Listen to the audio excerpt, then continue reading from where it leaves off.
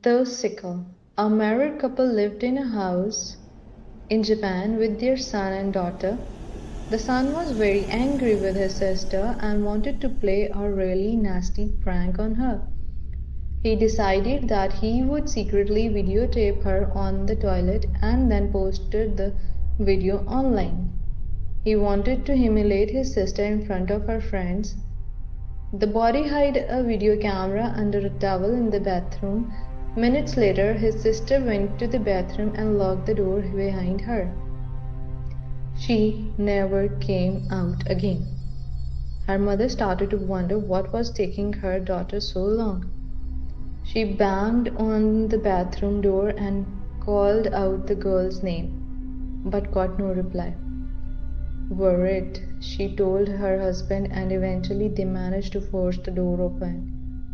What they found inside the bathroom filled them with horror. Their daughter was laying in a pool of blood on the tiled floor. They had been stabbed daughter to death. Her face was so sliced up that she was unrecognizable, and her tongue had been cut off. There was a bloody sickle lying on the floor beside her. The police were called immediately and they came to investigate the scene. Inspecting the bathroom, they found that it posed a mystery.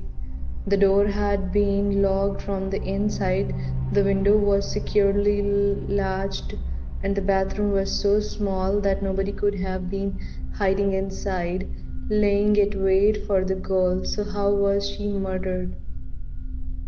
The police thought that the only possible entrance was a small vent in the wall that measured only 10 inches by 10 inches. Nobody could have fit through such a small space. The police were absolutely stumped. They could not find out how anyone would have gotten inside to kill the girl. The police carefully dusted the sickle for fingerprints, but unfortunately they found none. At this point, they felt that the case would never be solved. They questioned the mother and father, but when it came time to question the son, he was nowhere to be found. They searched the house and eventually found him curled up in a wardrobe.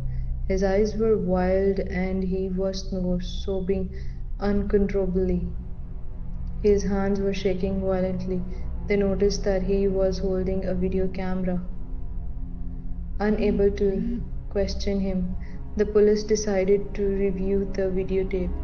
What they saw footage would terrify them for years to come. They pressed play on the video camera and the screen showed the young girl sitting on the toilet. When she finished and stood up, the police noticed some movement in the small vent behind the toilet. A tiny figure emerged noiselessly from the vent. It was carrying a sickle. The policemen could hardly believe what they were seeing. The figure measured only 6 inches in height. It jumped onto the girl's back, and before she had a chance to scream, it sliced open her throat with the sickle. Then it began stabbing the girl until she was dead. But the horror was not over. The tiny figure sliced up the girl's face and cut out her tongue. Afterwards, the figure approached the video camera. The figure's face was that of a gnarled and wrinkled old woman.